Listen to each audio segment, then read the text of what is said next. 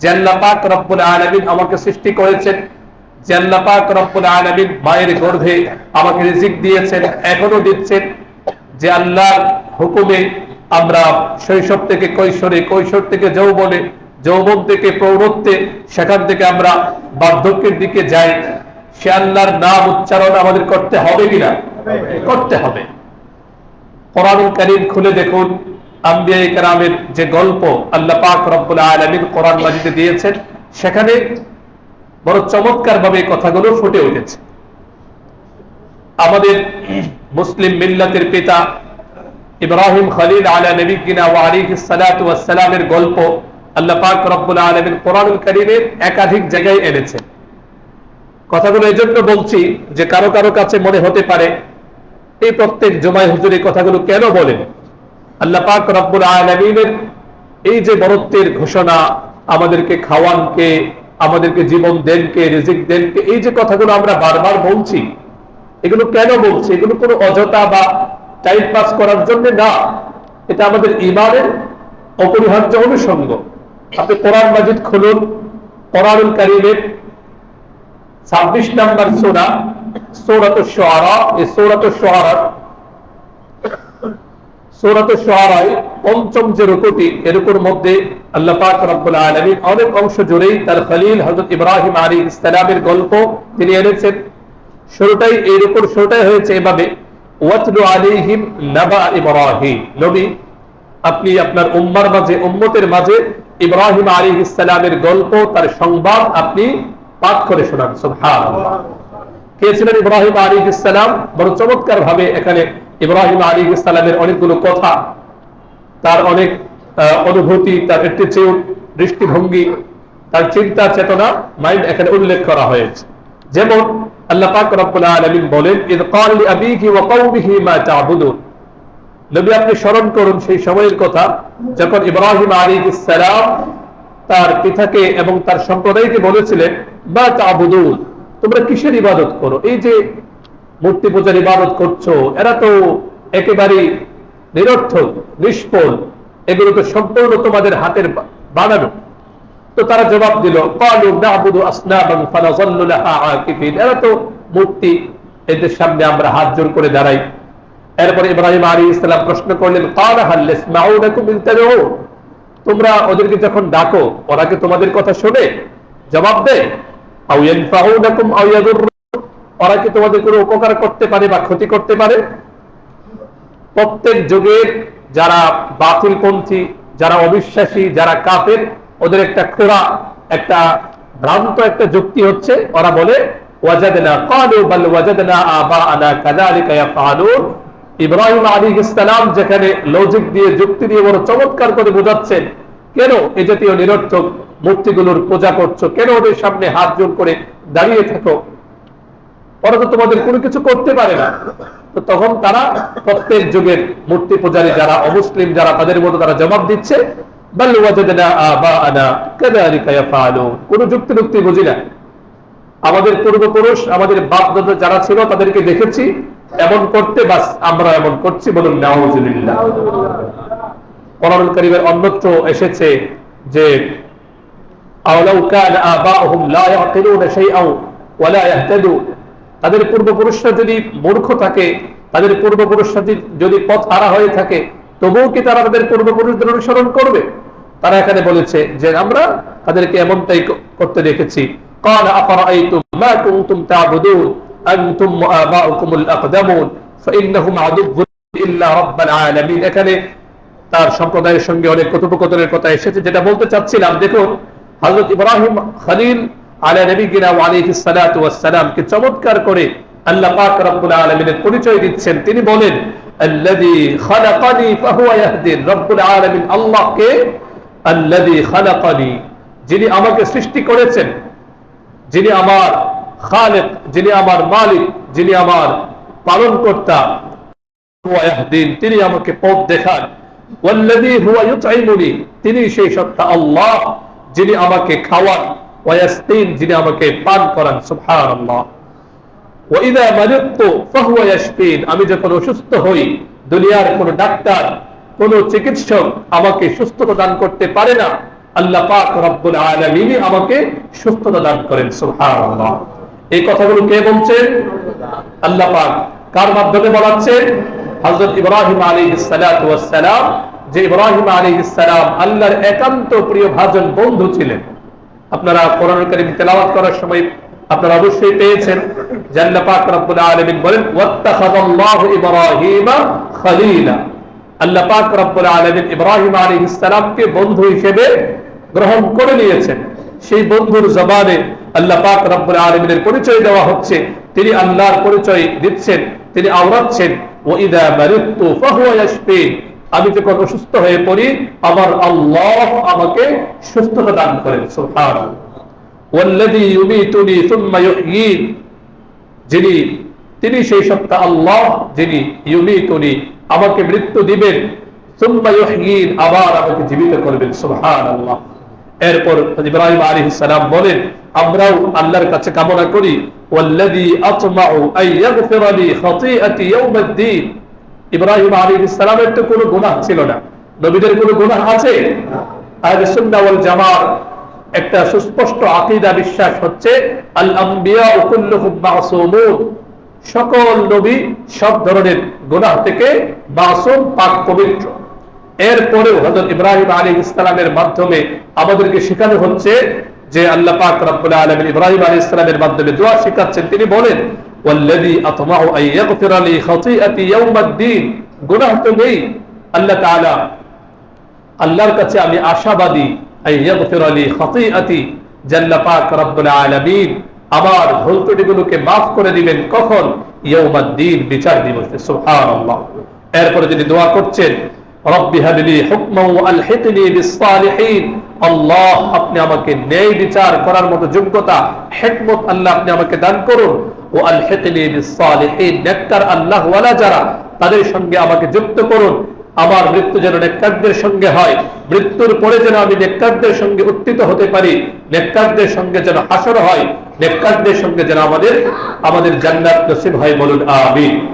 বলার উদ্দেশ্য হচ্ছে এই সূরাতুশ শুআরা 26 নম্বর সূরা, এই সূরাতুশ শুআরার এই যে পঞ্চম রুকুতে 70 নম্বর আয়াত থেকে নিয়ে 69-70 নম্বর আয়াত থেকে নিয়ে বেশ কয়েকটি আয়াতের মধ্যে হযরত ইব্রাহিম আলাইহিস সালামের মাধ্যমে আল্লাহ পাক রব্বুল আলামিন মুসলিম উম্মতে মুহাম্মাদীকে শিক্ষা দিচ্ছেন, তোমরাও বলো, তোমরাও উচ্চারণ করো যে আমাদেরকে রিজিক দান করেন কে?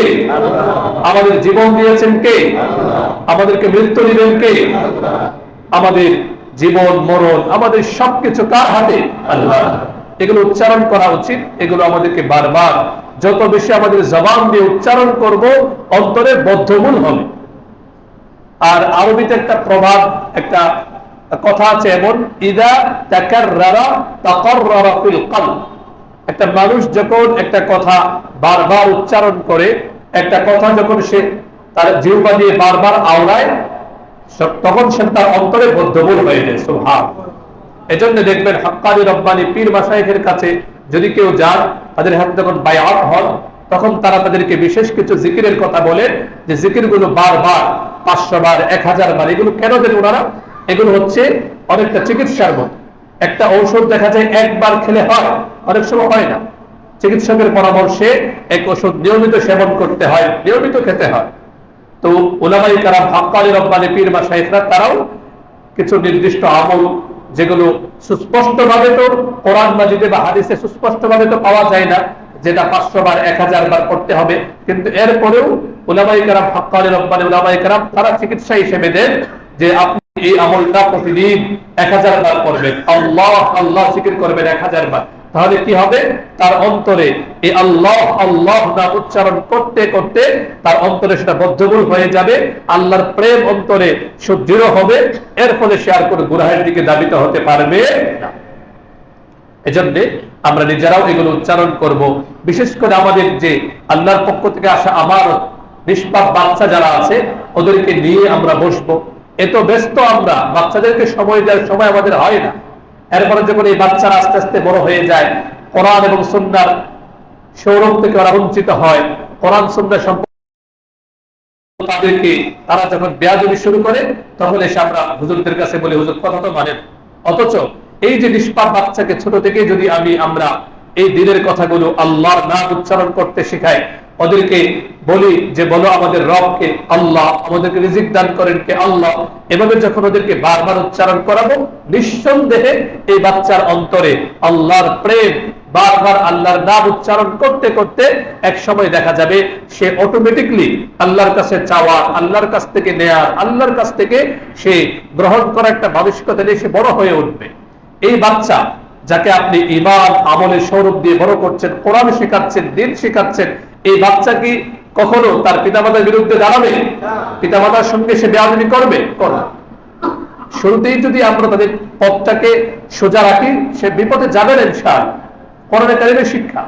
এজন্য উলামায়ে কেরাম বলে, আমাদের ইসলামিক স্কলাররা সবসময় বলেন যে আপনি আপনার বাচ্চাকে, আপনার আমানতকে, বাচ্চা তো না, সে তো আপনার আমানত, আল্লাহর পক্ষ থেকে আসে আমানত, তাকে আপনি কোরআন শিখাবেন, সে কোরআনের হাফেজ হবে, তাকে আপনি দ্বীন শিখাবেন, দ্বীনের জ্ঞানী হবে। তো আপনি আপনার সন্তানকে দ্বীন শিখান, ইসলামের সঙ্গে পরিচয় করুন। অনেকের মনে করেন যে দ্বীন শেখানো মানে স্বাভাবিক এই একটু কোরআন শরীফ পড়ায় দেওয়ার মধ্যে সীমাবদ্ধ না। কোরআন শরীফ তো অবশ্যই তাকে পড়তে হবে। ইসলামের মৌলিক শিক্ষাগুলো, নামাজ, রোজা, সে যখন যে অবস্থায় চলবে তার সম্পর্কে একটা ধারণা তার থাকতে হবে, এবং আলেমদের সঙ্গে যেন সে উঠা বসা করে, তার যখন যে মাসআলাটা দরকার সেটা যেন সে ওই আলেমদের কাছ থেকে জিজ্ঞাসা করে জেনে নিতে পারে। এভাবে আপনি যখন আপনার সন্তানের দ্বীন ইসলামের ব্যাপারে যত্নশীল হবেন, তাকে দ্বীনের ব্যাপারে সর্বোচ্চ গুরুত্ব আরোপ করবেন, ওই সন্তান আপনার দ্বীন, দুনিয়া, আখিরাত সব ক্ষেত্রেই আপনার মুখে উজ্জ্বল করবে। সুবহানাল্লাহ।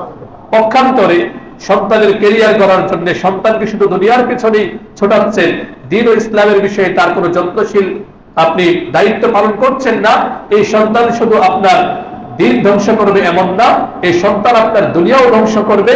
নিঃসন্দেহে কোনো সন্দেহ ছাড়াই বলা যায়, আশঙ্কা আছে, এই সন্তান যাকে কেবল আপনি দুনিয়ায় শিখালেন, নীতি নৈতিকতা ইসলাম শিখালেন না, আশঙ্কা আছে এই সন্তান হয়তো আপনার সঙ্গে খারাপ ব্যবহার করবে, এমনকি আল্লাহ মাফ করুক এই সন্তান আপনাকে অল্পভূমির বৃদ্ধাশ্রমে পাঠানোর মতো আশঙ্কাও উড়িয়ে দেয়া যায়। কথাগুলো বারবার বলছি, আল্লাহ তাআলা প্রত্যেক অভিভাবক যারা, গার্ডিয়ান যারা আছেন, তাদেরকে সঠিকভাবে বোঝে, বিশেষ করে আমরা যেন আমাদের বাচ্চাদেরকে ঈমান আকীদাগুলো সুদৃঢ় করতে পারি। আপনারা জানেন, সবাই সচেতন নাগরিক, দেখছেন স্কুল কলেজের পাঠ্য বইয়ের মধ্যে কি ভয়াল ষড়যন্ত্র চলছে, ওদেরকে ইসলাম থেকে, আকীদা থেকে, দ্বীন ও ইসলামের সৌরভ থেকে বঞ্চিত করার জন্য কত ভয়াল ষড়যন্ত্র চলছে। এখন যদি আমরা আমাদের সন্তানদেরকে আমাদের ঘরে আমরা যদি তাদেরকে না ওই ঈমানের বিষয়টা না বোঝাই, তাহলে তারা একেবারেই বিভ্রান্ত হয়ে যাবে। এই সন্তান শুধু আপনার আখিরাত ধ্বংস করবে এমন না, দুনিয়াতে আপনার মুখে চুনকালি মাখাবে, আপনার বেইজ্জতির কারণ হবে। বলুন নাউজুবিল্লাহ। আল্লাহ আমাদের সকলকে সব সময় নিজে আমরা দিনের উপর চলার চেষ্টা করি, আমাদের সন্তানদেরকে ঈমান ও আকীদার পথে সুদৃঢ় রাখি, উলামায়ে কেরামের সঙ্গে সম্পর্ক রেখে তার যখন যেভাবে যে অবস্থায় আছে সে যেন দ্বীনের উপর চলতে পারে, সে চেষ্টাটা আমি করে যাই। বাকি একজন মানুষ সে কতটুকু দিনের উপর থাকবে, প্রাপ্তবয়স্ক হওয়ার পরে তার এবং আল্লাহর মধ্যে এটা ফয়সালা হবে। কিন্তু আপনি আমি যদি চেষ্টাটাও না করি, তাকে দিনের পথটা না দেখে, সে নামাজ পড়ছে না, নামাজের কথা বলছি না, কখনো নামাজের কথা বলি না, নিজে তো 5 ওয়াক্ত নামাজ পড়ছি প্রথম কাতারে, কিন্তু সন্তান যে নামাজ পড়ছে না, সন্তান যে কোরআন তেলাওয়াত করেন একদিনও বললাম, তাহলে এই সন্তান কি যে কোন অবস্থায় যে যাবে, আল্লাহ হেফাজত করেন। বলুন আমিন।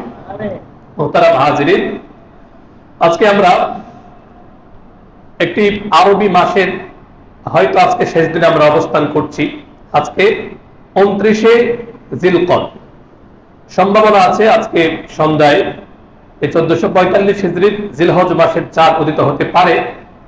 যেহেতু আরবি মাস হয়তো 29 অথবা 23 এর কম হয় না, বেশিও হয় না, তো আজকে সন্ধ্যায় জিলহজের চাঁদ ওঠার সম্ভাবনা আছে। তো সেই হিসেবে আমরা জিলহজ মাস কেন্দ্রিক কিছু কথা আপনাদের সামনে উপস্থাপনের চেষ্টা করব। ওমা তাওফীকি ইল্লা বিল্লাহ, আলাইহি তাওয়াক্কালতু ইলাইহি উনীব। আল্লাহ তাআলা আমাকে যথার্থভাবে বলা এবং আপনাকে সঠিকভাবে, আপনাদের সকলকে সঠিকভাবে বুঝে শুনে আমল করার তৌফিক দান করুন। বলুন আমিন। জিলহজ মাস আমরা সকলেই জানি আরবি বর্ষপঞ্জিকার সর্বশেষ মাস। আরবিতে মাস কয়টি? বাংলাতেও 12টি, ইংরেজিতেও 12টি। আরবিতে মাস যে 12টি, এটা আল্লাহ পাক রব্বুল আলামিন কোরআনুল কারীমে সুস্পষ্ট ভাবে জানিয়ে দিয়েছেন। এবং এটা আজকে বা 10 বছর 100 বছর আগে এমন না। যেদিন থেকে পৃথিবী সৃষ্টি হয়েছে, আল্লাহ পাক রব্বুল আলামিন যেদিন থেকে পৃথিবী সৃষ্টি করেছেন, সেদিন থেকেই আল্লাহ পাক রব্বুল আলামিনের গণনায় আল্লাহর কাছে মাসের সংখ্যা হচ্ছে 12টি। বলুন সুবহানাল্লাহ। কোরআনুল কারীমের 9ম সূরা সূরাতুত তাওবা আয়াত নাম্বার 36 আল্লাহ পাক রব্বুল আলামিন বলেন, ইন্না ইদ্দাতাশ শুহুরি ইনদাল্লাহি 12 শাহরা ফি কিতাবিল্লাহ ইয়াওমা খালাকাস সামাওয়াতি ওয়াল আরদ। যেদিন থেকে আকাশ এবং জমিনকে সৃষ্টি করা হয়েছে, আল্লাহ পাক রব্বুল আলামিন যেদিন থেকে আকাশ মণ্ডলী এবং পৃথিবী সৃজন করেছেন, সেদিন থেকেই আল্লাহ পাক রব্বুল আলামিনের কিতাবে লৌহে মাহফুজে বছর সমূহের গণনা ছিল 12 মাস। সুবহানাল্লাহ। মাসের সংখ্যা কয়টি? 12। আলহামদুলিল্লাহ, অনেকের মধ্যে সচেতনতা তৈরি হচ্ছে। একটা সময় তো এমন ছিল, জাস্ট রমজানুল মুবারক ছাড়া বাকি 11 মাস কোন দিক থেকে আসে কোন দিক থেকে যায় অনেকে জানতোই না। আমি যে প্রতি জুমায় আরবি, বাংলা এবং ইংরেজি তারিখটা বলি, এর একটা লক্ষ্য এটাও যে অন্তত যেন আমরা জানতে পারি যে আরবি মাস কোন দিকে যাচ্ছে, কোন দিক দিয়ে আসছে, আবার কোন দিক দিয়ে যাচ্ছে। অনেকের মধ্যে সচেতনতা তৈরি হচ্ছে, বিশেষ করে যারা একটু খেয়াল করেন, পেপার পত্রিকা পড়েন, ওখানে তো অন্তত ইংরেজি, বাংলা এবং আরবি তারিখটা লেখা থাকে, ঠিক কিনা? এমনটা উচিত। একজন মুসলমান হিসেবে আমাকে অবশ্যই আরবি তারিখ, হিজরি নববর্ষ কখন আসছে, কখন যাচ্ছে, আরবি তারিখটা কত, এটা আমাদের জানা উচিত। আর ইন্টারন্যাশনালি, আন্তর্জাতিকভাবে তো যেহেতু ইংরেজিটা প্রচলিত বেশি, এটা তো আমরা এমনিই জানি। আর বাংলার কথা নাই বললাম, ওই পয়লা বৈশাখ ছাড়া তো আমাদের মধ্যে বাঙালিয়ানা বা ভাষার প্রতি, বাংলার প্রতি ওইরকম ভালোবাসা আমাদের ওইরকম প্রকাশিত হয় না। কার ভিতরে কি ভালোবাসা আছে সেটা তো পরের বিষয়। মানে সবচেয়ে অসহায় এবং সবচেয়ে নির্মমতার শিকার হচ্ছে আমাদের এই বাংলা তারিখ। জাস্ট ওই পয়লা বৈশাখ ছাড়া আর কখন, আর তো বিশেষ কোনো উপলক্ষ মনে হয় না, জানি না আমরা। তো যাক, দিন ইসলাম হিসেবে ইসলামের দাবি আমরা আরবি 12টা মাস সম্পর্কে জানবো। অনেকে জিজ্ঞাসা করলে হয়তো আমরা পারবো, আরবি প্রথম মাস কোনটা? মুহররম। দ্বিতীয় মাস সফর, রবিউল আউয়াল, রবিউল সানি, জুমাদাল উলা, জুমাদাল উখরা বা সানি, একাধিক ভাবে পড়া যায়। রজব, এরপরে শাবান, এরপরে রমজান, শাওয়াল, জিলকদ, জিলহজ। এগুলোর আবার কয়েকটা বিষয় আছে এমন আরবিতে, যেমন জিলকদকে আরবিতে আপনারা পড়বেন জুলকাদা, এমন ভাবে বলা হয়।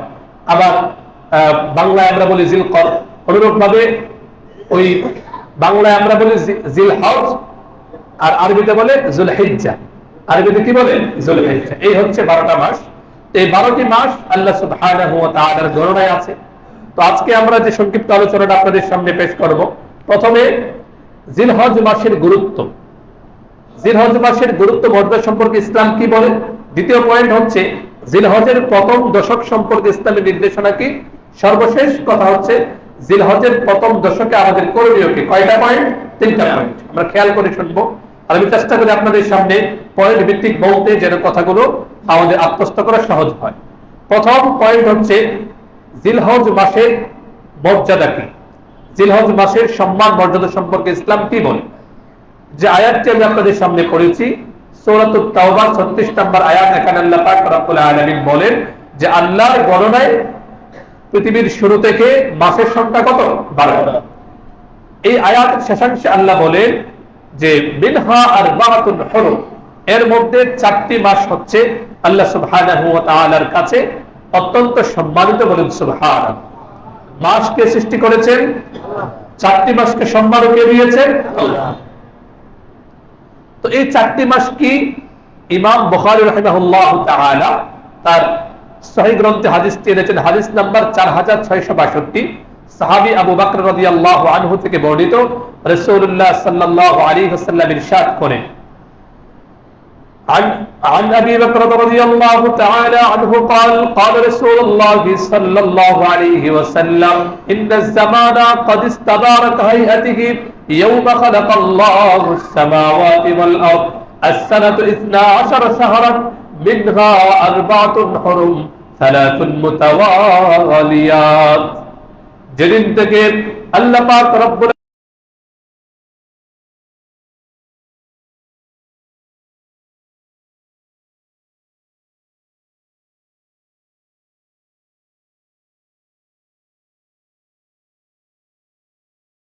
মাসকে রাসূলুল্লাহ সাল্লাল্লাহু বলেন সালাতুন মুতাওয়ালিয়া, চারটা মাস হচ্ছে ধারাবাহিকভাবে আসে।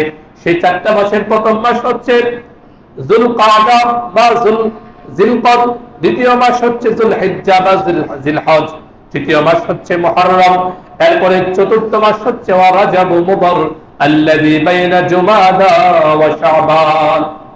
চতুর্থ মাস হচ্ছে রজব মাস, যে মাসটি জুমাদাল উখরা এবং শাবানের মাঝামাঝি হয়। সুবহানাল্লাহ। তাহলে সম্মানিত মাস কয়টি হলো? চারটি। সবাই বলুন, এক নাম্বার কি? জিলকদ। এক নাম্বার কি? দ্বিতীয় মাস জিলহজ, তৃতীয় মাস মুহররম। এই চারটা ধারাবাহিকভাবে আসে না? এজন্য রাসূলুল্লাহ সাল্লাল্লাহু আলাইহি ওয়াসাল্লাম বলেন সালাতুন মুতাওয়ালিয়াত, তিনটা মাস আসে ধারাবাহিকভাবে। আর আরেকটা মাস হচ্ছে রজব মাস, যে মাসটি আমরা একটু আগে 12 মাসের নাম জেনেছি। রজবের আগের মাস কোনটা? জুমাদাল উখরা। রজবের পরের মাস কোনটা? শাবান। তাহলে কি হলো? রজব মাস এটা হচ্ছে জুমাদাল উখরা এবং শাবানের মাঝামাঝি মাস, ঠিক কিনা? এটা আমরা জানি। এরপর রাসূলুল্লাহ সাল্লাল্লাহু আলাইহি ওয়াসাল্লাম আরো স্পষ্ট করে দিয়েছেন যে রাসূলুল্লাহ সাল্লাল্লাহু আলাইহি ওয়াসাল্লাম বলেন রজব ও মুদর, এটা রজবকে বলা হতো মুদর গোত্রের মাস, এমন একটা বলা হতো। তো রজব মাস কোনটা আমরা জানি। এরপর রাসূল সাল্লাল্লাহু আলাইহি ওয়াসাল্লাম আরো স্পষ্ট করে দিয়েছেন আল্লাযী বাইনা জুমাদা ওয়া শাবান, যে মাসটি জুমাদাল উখরা এবং শাবানের মাঝামাঝি হয়। সুবহানাল্লাহ। এই যে আয়াত এবং হাদিস আপনাদের সামনে তেলাওয়াত করলাম, পাঠ করলাম, এখান থেকে পরিষ্কার হয় যে জিলহজ মাস সম্মানিত 4 মাসের অন্যতম, ঠিক কিনা? আয়াত এবং হাদিস আমাদেরকে বার্তা দিচ্ছে যে জিলহজ মাস সম্মানিত। এখন এই 4 মাসের মধ্যে সবচেয়ে সম্মানী মাস কোনটি? এখন যদি আমরা রাসূল সাল্লাল্লাহু আলাইহি সাল্লামের হাদিসের দিকে তাকাই, যে এই যে 4টা মাস জিলকদ, জিলহজ, মুহররম এবং রজব, এই 4 মাসের মধ্যে সবচেয়ে সম্মানী মাস মর্যাদার দিক থেকে সবচেয়ে উপরে হচ্ছে জিলহজ মাস। বলুন সুবহানাল্লাহ। এবার বলুন তো জিলহজ মাসের এত সম্মানের কারণ কি? হ্যাঁ, মাশাআল্লাহ বলেছেন, কুরবানি আছে। এবং আরেকটা গুরুত্বপূর্ণ আমল যে হজ মাস, হজটা কোথায়? এই জিলহজের প্রথম দশক। ইসলাম যে 5টি স্তম্ভের উপর সগৌরবে দাঁড়িয়ে আছে, ইসলামের যে 5টি ভিত্তির অন্যতম একটি হচ্ছে হজ্জু বাইতুল্লাহিল হারাম বা আল্লাহর ঘরের হজ করা। এই হজ কখন আদায় করতে হয়? এই জিলহজ মাস। এই কারণেই তো যুলহিজ্জা বা জিলহজ মানে কি? হজ ওয়ালা মাস। জু মানে ওয়ালা, সম্পন্ন, আর হজ মানে হজ। যেহেতু এই মাসে হজ করা হয়, এজন্য এই মাসের নাম হয়ে গিয়েছে কি? যুলহিজ বা জিলহজ। তো যেহেতু এই মাসে ইসলামের গুরুত্বপূর্ণ দুটো আমল, এক হচ্ছে কুরবানি আর এক হচ্ছে হজ আদায় করা হয়, সেজন্য অন্য 4টি মাসের তুলনায় জিলহজ মাস, অন্য 3টি মাসের তুলনায় জিলহজ মাসটা মর্যাদার দিক থেকে অনেক উপরে। সুবহানাল্লাহ। এটা হচ্ছে যৌক্তিক দৃষ্টিকোণ। এছাড়া রাসূলুল্লাহ সাল্লাল্লাহু আলাইহি ওয়াসাল্লাম স্পষ্ট ভাবে এই জিলহজ মাসকে শ্রেষ্ঠ, সম্মানী, মর্যাদাপূর্ণ মাস বলে তিনি নিজেই ঘোষণা দিয়েছেন। বলুন সুবহানাল্লাহ। আপনারা সবাই বাংলা বিভিন্ন বইপত্রে পড়েছেন যে রাসূলুল্লাহ সাল্লাল্লাহু আলাইহি ওয়াসাল্লাম তার বিদায় হজ, যদিও নবী সাল্লাল্লাহু আলাইহি ওয়াসাল্লাম হজ একবারই করেছেন, জানেন না আপনারা সবাই? হজ তিনি একবারই করেছেন, আর উমরা করেছেন 3 বার, কারো মতে 4 বার। তো হজ একবারই করেছেন ফরজ হওয়ার পরে। তো তবু যেহেতু রাসূল সাল্লাল্লাহু আলাইহি ওয়াসাল্লাম আর হজ করতে পারেননি, একটাই এটাকে বিদায় হজ বলে বা শেষ হজ বলে নির্ধারণ করা হয়। তো রাসূলুল্লাহ সাল্লাল্লাহু আলাইহি ওয়াসাল্লাম এই বিদায় হজে মানব জাতির উদ্দেশ্যে যে সারগর্ব ঐতিহাসিক ভাষণ দিয়েছিলেন, এত সারগর্ব, এত সমৃদ্ধ, এত অসাধারণ এবং সব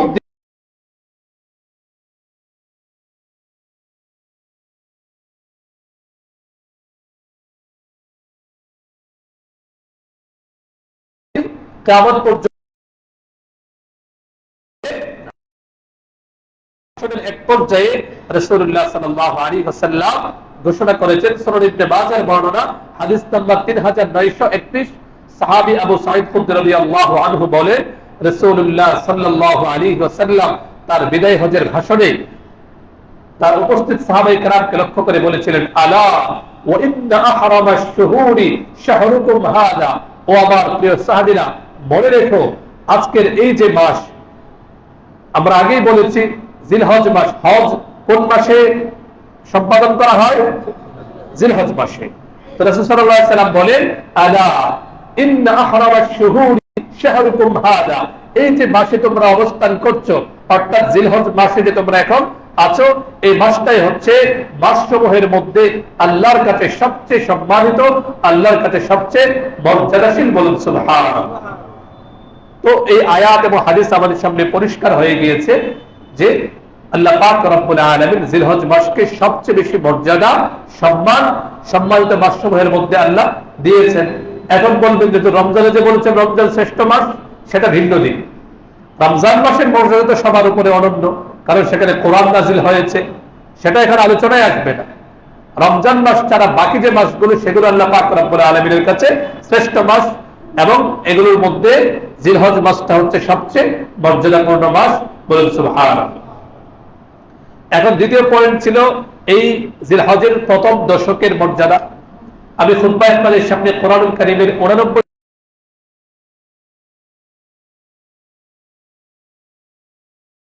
শুরুর দিকের প্রথম এবং দ্বিতীয় আল্লাহ পাক এই জিলহজের প্রথম 10 রজনী বা 10 দিনের মর্যাদা বা সম্মানের কসম আল্লাহ পাক রব্বুল আলামিন খেয়েছেন। বলেন সুবহানাল্লাহ।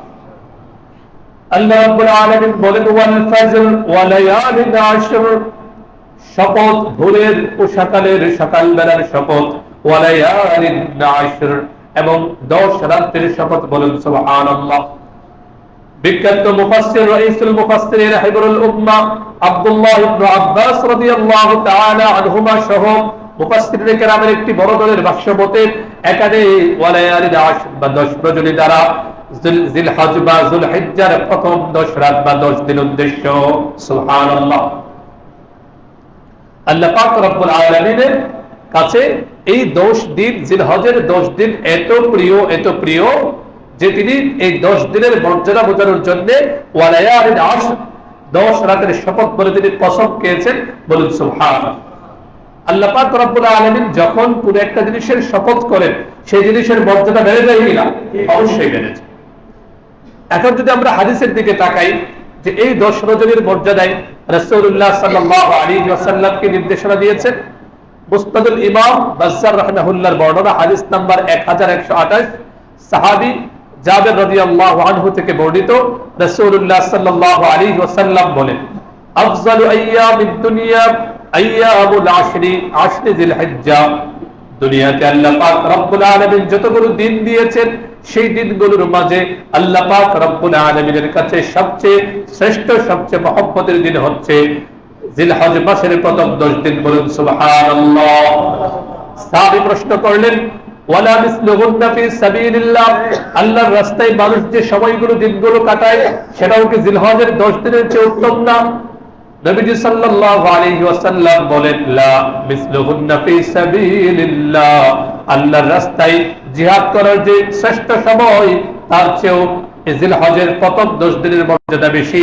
তবে ইল্লা আজরুন আফরা ওয়াজহাহু বিতুরাব, তবে যদি কোনো ব্যক্তি আল্লাহর রাস্তায় লড়াই করতে গিয়ে, জিহাদ করতে গিয়ে নিজের চেহারাকে দূষিত করে, অর্থাৎ যদি শহীদ হয়ে যায়, তাহলে তার কাটানোর সময়টা এই জিলহজের 10 তারিখের চেয়েও বেশি মর্যাদাশীল। সুবহানাল্লাহ। জিলহজের 10 দিনের চেয়েও বেশি মর্যাদাপূর্ণ হয়ে যায়। তো এই যে হাদিস আমাদের সামনে পরিষ্কার ভাষায় রাসূল সাল্লাল্লাহু আলাইহি ওয়াসাল্লামের বার্তা পরিষ্কার করছে, জিলহজের 10 দিন আল্লাহ সুবহানাহু ওয়া তাআলার কাছে অত্যন্ত মর্যাদাপূর্ণ এবং সম্মানের একটি দিন।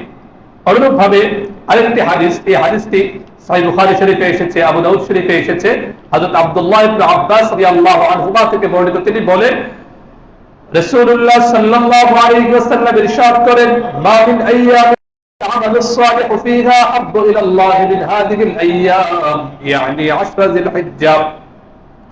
আল্লাহর প্রিয় বান্দারা, সারা বছর জুড়ে যত আমল করেন, যে দিন সমূহে আমল করে, সেই আমলগুলোর মাঝে, দিন সমূহের মাঝে জিলহজের প্রথম 10 দিনের আমল আল্লাহ পাক সুবহানাহু ওয়া তাআলার কাছে সবচেয়ে বেশি প্রিয়, সবচেয়ে বেশি মহব্বতের। সুবহানাল্লাহ। ওই আগের মতোই আবার এখানে প্রশ্ন করা হলো, ইয়া রাসূলুল্লাহ, আল্লাহর রাস্তায় যে জিহাদ করতে গিয়েছে, আল্লাহ পাক রব্বুল আলামিনের দ্বীনকে আল্লাহর জমিনে বিজয় করার জন্য যারা মেহনত করছে, তাদের মর্যাদা কি এর চেয়ে কম না বেশি? নবী সাল্লাল্লাহু আলাইহি ওয়াসাল্লাম বলেন, ওয়ালাল জিহাদু ফি সাবিলিল্লাহ ইল্লা রাজুলুন খারাজা ফি সাবিলিল্লাহি বিনাফসিহি ওয়া মালিহি ফালাম ইয়ারজি' মিন যালিকা বিশাইইন। যদি কোনো ব্যক্তি আল্লাহর রাস্তায় লড়াই করতে গিয়ে জানমাল নিয়ে সে ঝাঁপিয়ে পড়েছে, আল্লাহর জমিনে আল্লাহর দ্বীনকে বিজয় করার জন্য জিহাদে অবতীর্ণ হয়েছে, এরপর সে আর ফিরে আসেনি, সেখানে শহীদ হয়ে গিয়েছে, ওই ব্যক্তির আমলই কেবল জিলহজের 10 দিনের আমলের চেয়ে বেশি হতে পারে। এছাড়া আর কারো আমল জিলহজের 10 দিনের চেয়ে এত মর্যাদাশীল হতে পারে না। তো আয়াত এবং হাদিসের মাধ্যমে এটা পরিষ্কার যে রাসূলুল্লাহ সাল্লাল্লাহু আলাইহি ওয়াসাল্লাম বছর জুড়ে এই যে 10 দিন রমজানুল মুবারকের পরে 10 দিনের তিনি অপেক্ষায় থাকতেন। কিন্তু আমাদের মধ্যে দেখা যায় যে রমজানুল মুবারকের জন্য তো আমরা প্রস্তুতি গ্রহণ করি, কিন্তু জিলহজের 10 দিনের বিভিন্ন ঈদ মার্কেটিং, কোরবানির গরু কিনা, এসব দৌড়ঝাঁপ করতে করতে হঠাৎ করে কখন জানি কোরবানির ঈদ চলে আসে আমরা বলতেই পারি না, ঠিক কিনা? অথচ এমনটা উচিত না। এই 10 দিনের আমল আল্লাহর কাছে এত প্রিয়, আমরা একটু আগে জেনেছি জিহাদের চেয়ে বেশি প্রিয় হয়ে যায় আল্লাহর কাছে। এখন আমাদের উচিত, কোরবানি তো যাদের সামর্থ্য আছে করতেই হবে, এটা তো আর ছেড়ে দেওয়ার সুযোগ নেই, কিন্তু অবশ্যই আমাদের উচিত এই 10 দিন এমন ভাবে কাটানো, আল্লাহ আমালুস সালেহ, নেক আমল যেন আমরা কাটাতে পারি, নেক আমল যেন আমরা অগ্রসর হতে পারি। রমজানুল মুবারকে যেমন আমাদের মাইন্ডকে আমরা সেট করে নিয়েছি না, আমাকে ইবাদত করতে হবে, নেক আমল করতে হবে, তাহাজ্জুদ করতে হবে, তিলাওয়াত করতে হবে, আমাকে এই 10 দিন এমন ভাবে নিজেকে আমরা আমাদের একটি দৃষ্টিভঙ্গিটাকে রাখি যে না, আমরা এই 10 দিন ইবাদত করব, আল্লাহর হুকুম পালন করব। করা যাবে না ইনশাআল্লাহ? এই 10 দিনে আমাদের করণীয় কি? মৌলিক তো আল্লাহর হুকুম, ফরজ ফরাইজ গুলো তো অবশ্যই আমরা আমল করব, 5 ওয়াক্ত নামাজ জামাতের সঙ্গে আদায় করব, কোরআন তেলাওয়াত করব। এর পাশাপাশি বিশেষভাবে উলামায়ে কেরামের ভাষ্য অনুযায়ী এই রমজানুল মুবারকের পরে এই যে জিলহজের 10 দিন, এই 10 দিনে বিশেষ কিছু আমল যেগুলো কোরআন এবং হাদিসে প্রমাণিত। এর মধ্যে প্রথম আমল হচ্ছে সব ধরনের গুনাহ থেকে বাঁচা। সব সময় আল্লাহ পাক রব্বুল আলামিন নাফরমানি থেকে বাঁচা যে কত বড় নেক আমল, আমরা বেশ কয়েক জুমা আগে আলোচনা করেছিলাম। সুনানে তিরমিজির হাদিস যে রাসূল সাল্লাল্লাহু আলাইহি ওয়াসাল্লাম বলেছেন, ইত্তাকিল মাহারিম তাকুন আ'বাদান নাস। গুনাহ থেকে বেঁচে থাকো, হারাম কাজ থেকে নিজেকে বিরত রাখো, তুমি মানুষের মাঝে শ্রেষ্ঠ ইবাদত গুজার বলে সাব্যস্ত হবে। সুবহানাল্লাহ। তো এই দশকেও বিশেষ করে, এটা এজন্য বললাম, এই দশকে যেন আমরা সব ধরনের গুনাহ থেকে বাঁচি, আল্লাহ বিশেষভাবে নির্দেশনা ওই সূরাতুত তাওবার 36 নম্বর আয়াতে আল্লাহ দিয়ে রেখেছেন। আল্লাহ পাক রব্বুল আলামিন সেখানে বলেছেন, ফালা তাজলিমু ফীহিন্না আনফুসাকুম, যে তোমরা এই যে 4টা মাস, এই সব সময় তো আল্লাহ নাফরমানি থেকে বাঁচবে, বিশেষ করে এই 4 মাসে সব ধরনের গুনাহ থেকে বেঁচে থাকার চেষ্টা করবে। কারণ আমরা জানি পুরো জমিনটাই তো আল্লাহ, অন্যান্য জায়গায় কোনো গুনাহ করা আর মসজিদে বসে কোনো গুনাহ করা অনেক পার্থক্য না?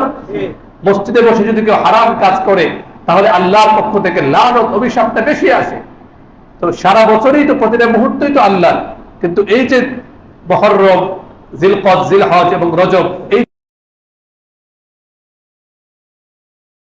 আল্লাহর গুনাহ, আল্লাহ নাফরমানি করে গুনাহ করে, এটা তার জন্য আরো ভয়াবহ পরিণতি তার জন্য বয়ে আনবে। এজন্য আমাদের প্রথম কাজ এই 10 দিন সব ধরনের গুনাহ থেকে বাঁচার সর্বাত্মক চেষ্টা করি। দ্বিতীয় কাজ হচ্ছে আমরা অধিক পরিমাণে সুবহানাল্লাহ ওয়ালহামদুলিল্লাহ ওয়া লা ইলাহা ইল্লাল্লাহ আল্লাহু আকবার করব। করব তো ইনশাআল্লাহ? এটা তো সবারই জানা আছে, মুখস্থ নেই। এবং এই দশকে আমাদের এটা অধিক পরিমাণে পড়া উচিত। রাসূলুল্লাহ সাল্লাল্লাহু আলাইহি ওয়াসাল্লামের নির্দেশনা। মুসনাদুল ইমাম আহমদ ইবনে হাম্বলের বর্ণনা 5445 নম্বর হাদিস, আব্দুল্লাহ ইবনে ওমর রাদিয়াল্লাহু তাআলা আনহুমা হাদিসটি বর্ণনা করেন। রাসূলুল্লাহ সাল্লাল্লাহু আলাইহি ওয়াসাল্লাম বলেন, মা মিন আইয়ামিন আ'যামু ইনদাল্লাহি ওয়া লা আহাব্বু ইলাইহি আল আমালু ফীহিন্না মিন হাযিহিল আইয়াম আল 10। এই 10 দিন আল্লাহ পাক রব্বুল আলামিনের কাছে বান্দার আমল এত বেশি প্রিয় জিলহজের 10 দিন যা অন্য কোনো সময় হয় না। তো রাসূল সাল্লাল্লাহু আলাইহি ওয়াসাল্লাম বিশেষ আমলের নির্দেশনা দিয়েছেন, ফাআকতিরু ফীহি আত-তাহমিদ ওয়াত তাহলিল ওয়াত তাকবীর। অতএব তোমরা এই 10 দিন অধিক পরিমাণে তাহলিল মানে হচ্ছে লা ইলাহা ইল্লাল্লাহ বলা, তাকবীর মানে হচ্ছে আল্লাহু আকবার বলা, আর তাহমিদ মানে হচ্ছে আলহামদুলিল্লাহ বলা, সুবহানাল্লাহ বলা। তো আমাদের দ্বিতীয় করণীয় হচ্ছে এই দশকে জিলহজের, হয়তো আজকেই চাঁদ উঠে যাবে ইনশাআল্লাহ, আল্লাহ পাকের ইচ্ছা যদি হয়, তো আমাদের আজকে রাত থেকে অধিক পরিমাণে আমরা পড়ব সুবহানাল্লাহ ওয়ালহামদুলিল্লাহ ওয়া লা ইলাহা ইল্লাল্লাহ ওয়াল্লাহু আকবার, পড়ব ইনশাআল্লাহ।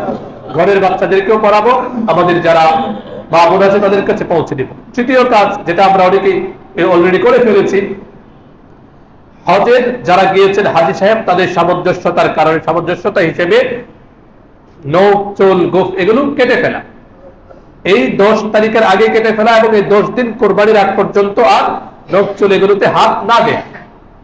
এটা রাসূল সাল্লাল্লাহু আলাইহি ওয়াসাল্লামের সুন্নাহ, তিনি শিখিয়েছেন। মুসলিম শরীফের বর্ণনা 1977 নম্বর হাদিস, উম্মু সালামা রাদিয়াল্লাহু আনহা বলেন, রাসূলুল্লাহ সাল্লাল্লাহু আলাইহি ওয়াসাল্লাম বলেছেন, ইযা রাআইতুম হিলালা যিল হিজ্জা ওয়া আরাদা আহাদুকুম আন ইউদহিয়া ফালইউমসিক আন শারিহি ওয়া আযফারি।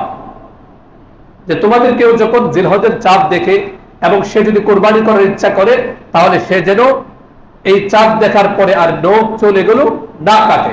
এখন প্রশ্ন হচ্ছে, যারা কোরবানি দিবেন, এই হাদিস থেকে বুঝে আসে যারা কোরবানি দিবেন কেবল তারাই সে আমলটা করবে, কিন্তু অন্যত্র সুনান আবু দাউদের 2779 নম্বর হাদিসের মধ্যে, 89 নম্বর হাদিসের মধ্যে সেখানে এসেছে যে যদি কেউ কোরবানি দিতে নাও পারে, তবু সে যদি তার নখ চুল এগুলো এই 10 দিন না কাটে, আল্লাহ পাক রব্বুল আলামিন তাকে পরিপূর্ণ কোরবানির সওয়াব দান করবেন। সুবহানাল্লাহ। আমরা আমলটা করতে পারবো না ইনশাআল্লাহ? আমরা যদি আজকে আমলটা করতে পারি, সেজন্য গতকালকে মাগরিবের নামাজের পরে আমি বলে দিয়েছিলাম, আজকে এখনো যারা নখ চুল কাটতে পারিনি আমরা কেটে ফেলবো ইনশাআল্লাহ। সহজ সহজ আমল, এগুলোর মাধ্যমে আল্লাহ পাক রব্বুল আলামিনের পক্ষ থেকে বিশাল সওয়াবের সুযোগ আছে কিনা? এটাকে 10 দিন পরে আর পাওয়া যাবে? পাওয়া যাবে। তো তৃতীয় কাজ হচ্ছে, আমরা হাজী সাহেবদের সামঞ্জস্যতা অবলম্বনে আমরা নখ চুল কাটবো না। চতুর্থ আমল হচ্ছে জিলহজের প্রথম 9 দিন রোজা রাখা। আমাদের মা বোনেরা অনেকে রোজা রাখে। রাসূল সাল্লাল্লাহু আলাইহি ওয়াসাল্লামের অভ্যাস ছিল যে কানা ইয়াসুমু 9 জিলহিজ্জা, জিলহজের প্রথম 9 দিন। কারণ 10 দিনের দিনকে রোজা রাখার সুযোগ আছে? কিন্তু ঈদ আর ঈদের দিন রোজা রাখা যায় না। বছরে কয়েকদিন রোজা রাখা হারাম না? এর মধ্যে ওই ঈদুল ফিতরের দিন, ঈদুল আজহার দিন এবং এর পরের 3 দিন। তো রাসূলুল্লাহ সাল্লাল্লাহু আলাইহি ওয়াসাল্লাম এই 9 দিন রোজা রাখতেন। বিশেষ করে আমরা অবশ্যই ওই যে ইয়াউমে আরাফা, যেটা আমরা যেদিন ঈদুল আজহার নামাজ আদায় করবার আগের দিন, অবশ্যই আমরা রোজা রাখবো। কি লাভ হবে? মুসলিম শরীফের বর্ণনা, عن أبي قتادة رضي الله تعالى عنه عن النبي صلى الله عليه وسلم قال صيام يوم عرفة أحتسب على الله أن يكفر السنة التي قبله والتي بعده। পুরো 9 দিন রোজা রাখলে তো অনেক সওয়াব পাওয়া যাবে। বিশেষ করে ইয়াউমে আরাফা, যদি আমাদের এখানে সোমবারে ঈদ হয় তাহলে রবিবারে হবে সেটা। তো এই দিন যদি কেউ রোজাটা রাখে, আল্লাহ পাক রব্বুল আলামিন তার 1 বছর আগের এবং 1 বছরের পরের সগীরা গুনাহ আল্লাহ মাফ করে দিবেন। সুবহানাল্লাহ। তো পঞ্চম আমাদের করণীয় হচ্ছে, এটা আমি আবার স্মরণ করে দিব ইনশাআল্লাহ, 9 জিলহজ অর্থাৎ আরাফার দিন ফজর থেকে নিয়ে 13 জিলহজ আসর পর্যন্ত 23 ওয়াক্ত ফরজ নামাজের পরে তাকবীরে তাশরিক পড়া, আল্লাহু আকবার আল্লাহু আকবার, লা ইলাহা ইল্লাল্লাহ ওয়াল্লাহু আকবার আল্লাহু আকবার ওয়ালিল্লাহিল হামদ, এই তাকবীরে তাশরিকটা পড়া রাসূলুল্লাহ সাল্লাল্লাহু আলাইহি ওয়াসাল্লাম পড়তেন। এই 5টি আমল আমরা এই জিলহজের প্রথম দশকে করার চেষ্টা করি। 1 নাম্বার, সব ধরনের গুনাহ থেকে বাঁচার চেষ্টা করি। দ্বিতীয়, অধিক পরিমাণে সুবহানাল্লাহ ওয়ালহামদুলিল্লাহ লা ইলাহা ইল্লাল্লাহ ওয়াল্লাহু আকবার। তৃতীয় আমল হচ্ছে আমরা নখ চুল কাটা থেকে বিরত রাখি। এখানে বিষয়টা স্পষ্ট করে দিই, দেখো এটা একটা নফল আমল, নফলকে নফলের জায়গায় রাখতে হবে। কারণ নখ লম্বা হয়ে গিয়েছে, চুল অসহ্য পর্যায়ে লম্বা হয়ে গিয়েছে, দেখতে বিশ্রী দেখা যায়, তাহলে কি সে অবশ্যই চুল কাটবে না? গুনাহ হবে? কোনো গুনাহ হবে না। কিন্তু নখ লম্বা হয়ে গিয়েছে, নখের ভিতরে ময়লা ঢুকছে, তো অবশ্যই নখ কেটে ফেলতে হবে। এমন না যে এই দশকে নখ একদম কাটা যাবে বিষয়টা, এমন না। এটা নফল আমল, করতে পারলে ভালো, না হলে নেই। কিন্তু পরিষ্কার পরিচ্ছন্নতাকে আপনার জন্য জরুরি, ফরজ। এরপরে চতুর্থ আমল জিলহজের 9 দিন রোজা রাখার চেষ্টা করা, না হলে কমপক্ষে সিয়াম ইয়াউমি আরাফা, আরাফার দিনে রোজা রাখা। এরপর পঞ্চম যে আমলটা বললাম 9 জিলহজ, আরাফার দিনে ফজর থেকে নিয়ে 13 জিলহজ আসর পর্যন্ত 23 ওয়াক্ত ফরজ নামাজের পরে আমরা তাকবীরে তাশরিক পড়ব। আল্লাহ সুবহানাহু ওয়া তাআলা আমাদের সকলকে এই জিলহজের প্রথম দশক যেন আমরা আমলের সৌরভে সুরভিত রাখতে পারি, অধিক পরিমাণে আমল করতে পারি। আল্লাহ তাআলা আমাদের সকলকে তৌফিক দান করুন, আমিন।